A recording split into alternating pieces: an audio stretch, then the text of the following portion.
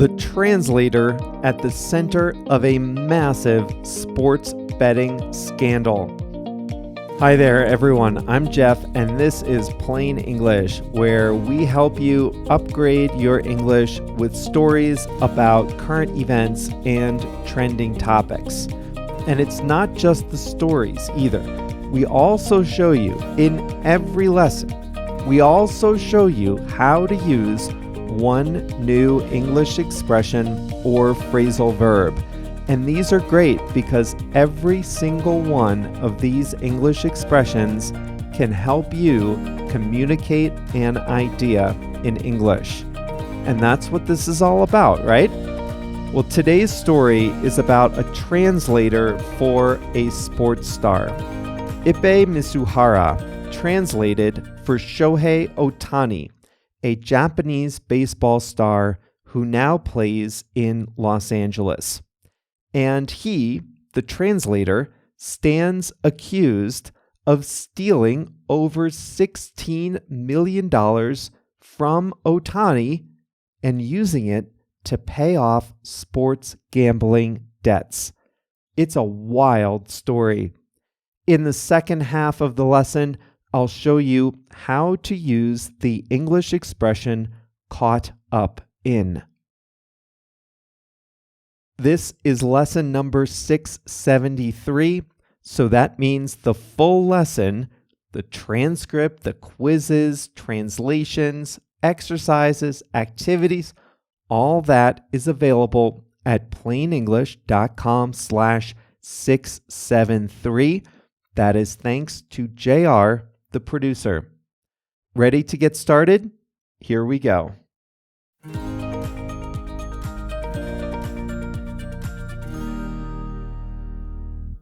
Plain English listeners first learned about Shohei Ohtani in April 2018, lesson number 37. He was Japan's best baseball player, a superstar at a young age. He dominated in Japan and then came to play for the Los Angeles Angels of Anaheim when he was just 23 years old. The Angels are the LA area's second most popular team out of two. Ohtani became one of the best players in Major League Baseball, but the Angels are a bad team, so it seemed like his talent was wasted. When Ohtani's contract ended at the end of last season, he became a free agent. That meant that any team could bid for his services. And did they ever bid? The highest bidder was the Dodgers, the other team in the LA area. The Los Angeles Dodgers are one of baseball's biggest brands and one of the most successful teams in recent years. The Dodgers agreed to pay Ohtani an eye-popping sum of money, $700 million, extended over 20 years. That's a bigger contract than any other American athlete has ever signed in any sport. $700 million. So this year, 2024, is Ohtani's first year with the Dodgers. And the Dodgers, by coincidence, opened the Major League Baseball season with 2 games in South Korea on March 20th and 21st. This was going to be a big moment for Ohtani and for baseball. His first game with the Dodgers would be an international showcase game back in Asia. But a scandal ruined his Dodgers debut. Just hours after the first game, a story broke that Ohtani's translator had paid millions of dollars to settle gambling debts.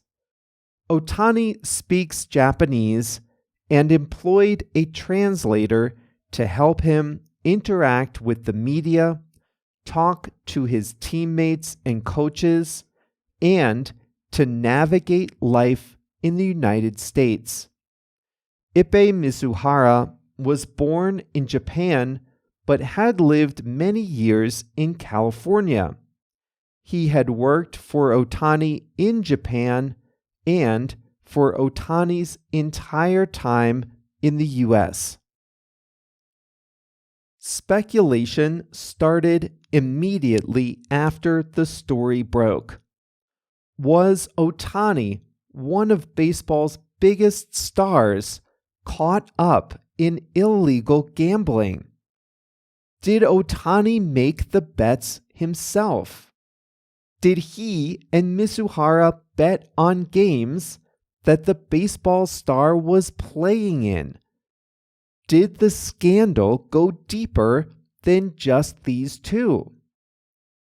The Dodgers immediately fired Mizuhara. Ohtani doesn't speak much English and was stuck without his longtime friend and translator. He didn't say much on the topic at the beginning. He initially said he had authorized payments to cover Mizuhara's debts. Then he changed his story and said that he was the victim. The scandal cast a shadow on his debut with the Dodgers, on the series in Seoul, and on baseball's new season. Now, American prosecutors have charged Mizuhara. Here's what they say happened. They say that Mizuhara is the one who bet on sports, and that Mizuhara illegally transferred $16 million from Shohei Ohtani's account to an illegal sports bookmaker in California. They say Ohtani was the victim in the case and he didn't know what his friend and translator had done. They reviewed communications between the two of them and found no evidence that Ohtani had any idea that Mizuhara had been placing bets. When Mizuhara won, the money went into his own account, not into Ohtani's. So it does appear from the charges that Ohtani was the victim here. So this raises two questions. First, how could Mizuhara have had access to that much of someone else's money? And second, how could Ohtani not have noticed $16 million go missing? Prosecutors say that Mizuhara began wagering in 2021. Every week that he was down, meaning every week he had lost money, he had to transfer money to cover his losses to the bookmaker. To do that, he impersonated Shohei Ohtani in phone calls with the bank, and he changed the email address and phone number on Ohtani's bank account to his own so that he, Mizuhara, and not Ohtani would get account alerts when money left Ohtani's account. Text messages show that for 2 years, Mizuhara won some bets and lost some bets, but mostly lost on balance. He placed an average of 25 bets per day for amounts ranging from $10 to $160,000 each. He regularly had to wire large amounts to the bookmaker to cover his losses. $40,000 one week, $100,000 another week, then $300,000. At one point, he got so far behind that he couldn't pay the full balance with wire transfers without hitting the bank's transfer limit. He had to pay in weekly installments of $500,000 each. And remember, this is all money from Shohei Ohtani's account. Text messages show the translator growing frustrated with his losing bets and pleading with the bookmaker to increase his line of credit, sometimes multiple times per week. He once told the bookmaker he was asking for an increase for the last time, and then asked for another increase as his losses mounted.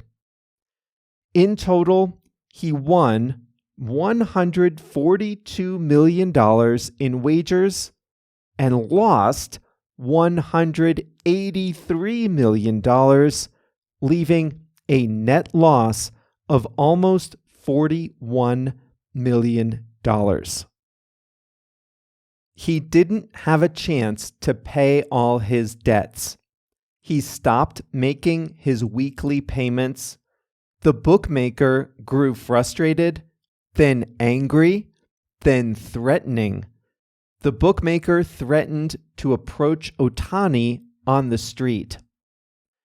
After the story broke in the media, Mizuhara seemed to admit the whole thing to his bookmaker. Mizuhara's last text message said this: "Technically, I did steal from Ohtani. It's all over for me."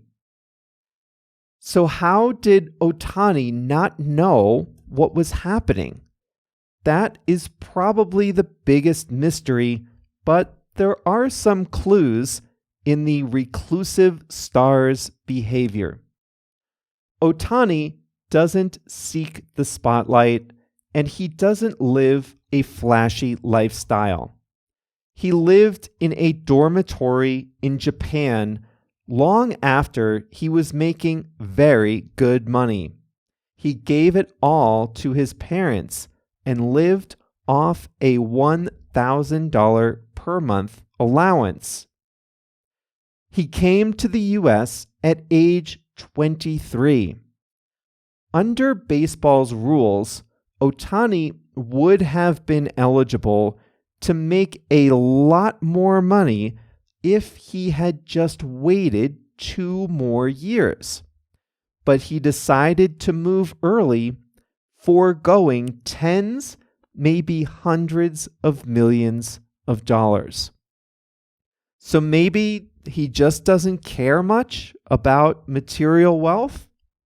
Maybe, but the most likely explanation is simply that he relied on other people to handle the business so that he could devote his full attention to his training. This is common.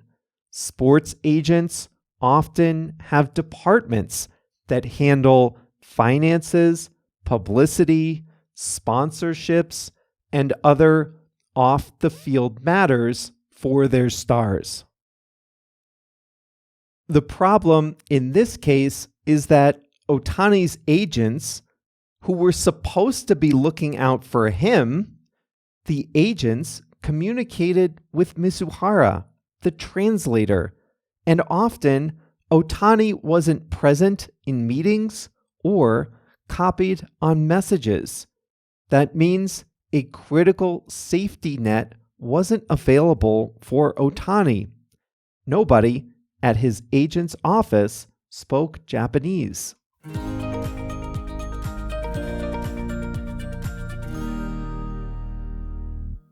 Ohtani will be fine. He signed that huge contract and he makes a lot of money on endorsements and such. He's not strapped for cash by any means, but still, $16 million is twice his final annual salary with the Angels. So it's a significant amount of money even for him.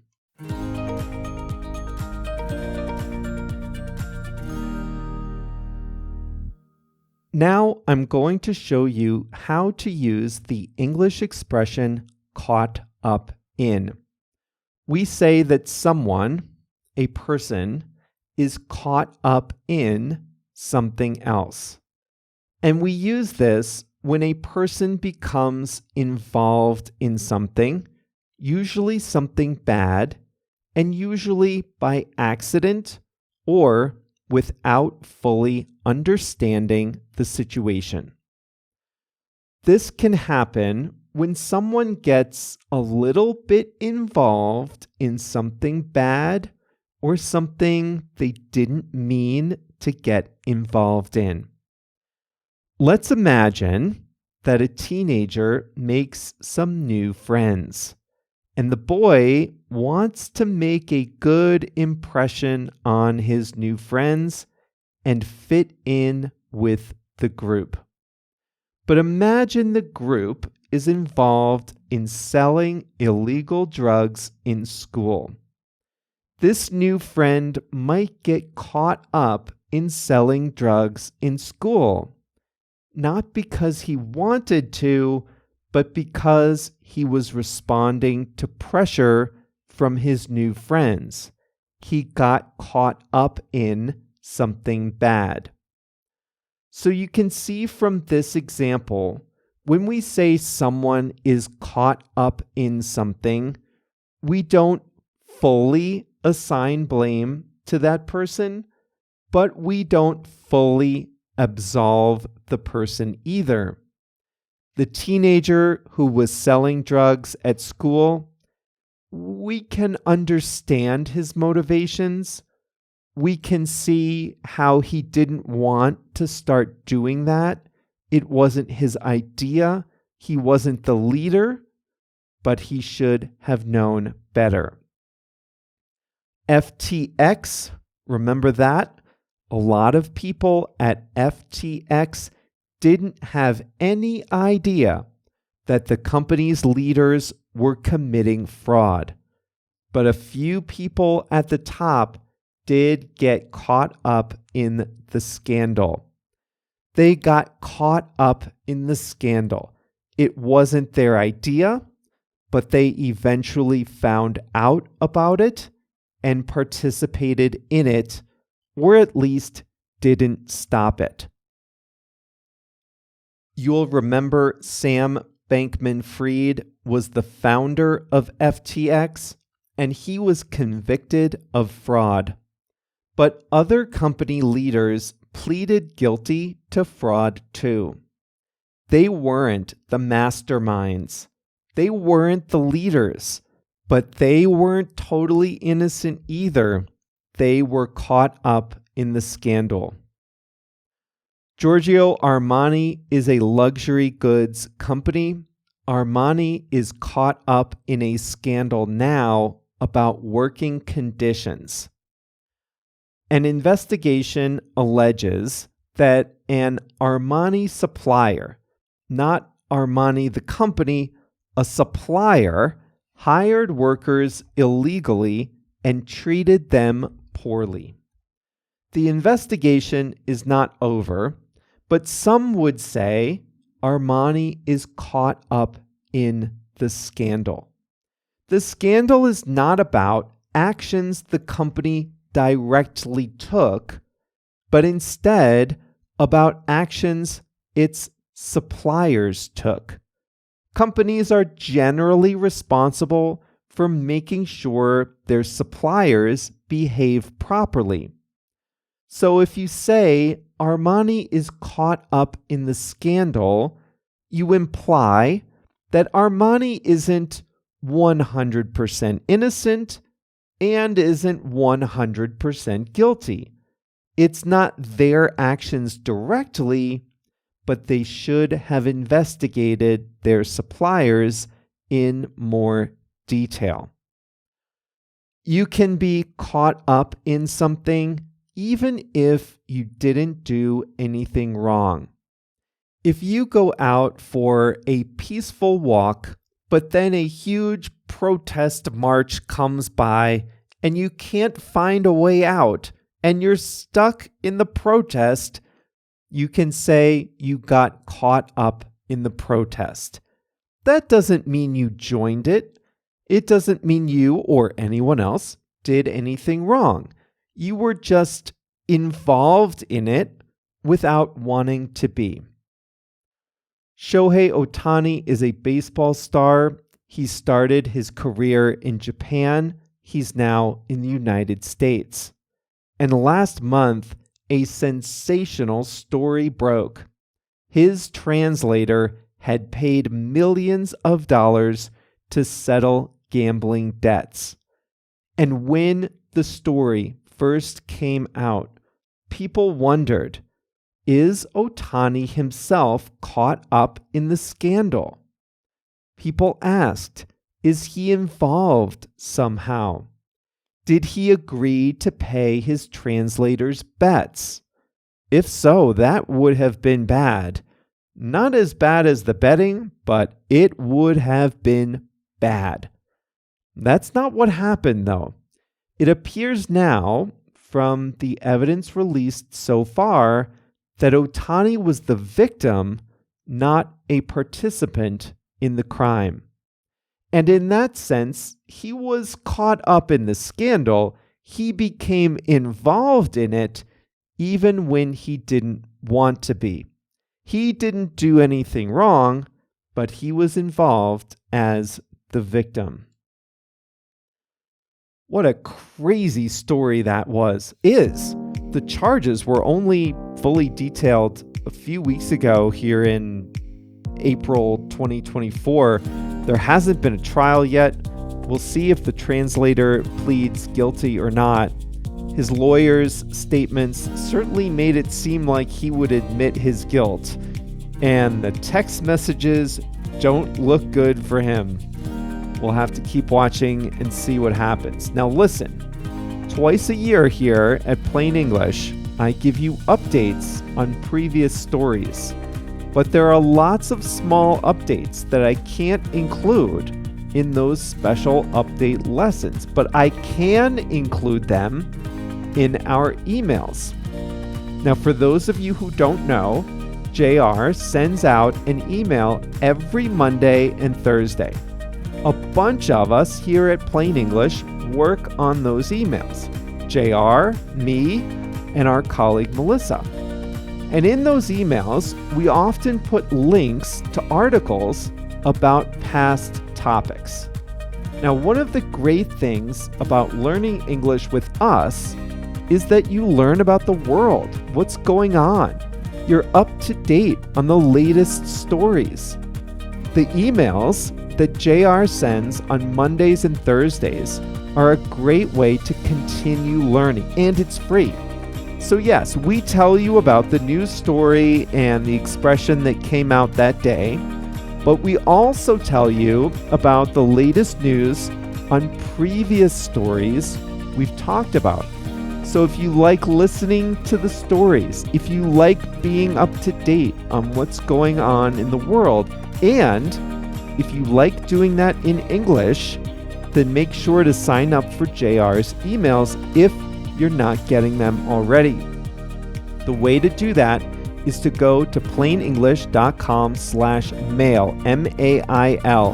And if you do that, you'll start getting the emails twice each week. That brings us to the end of today's lesson. We'll be back here on Monday with a new topic. See you then.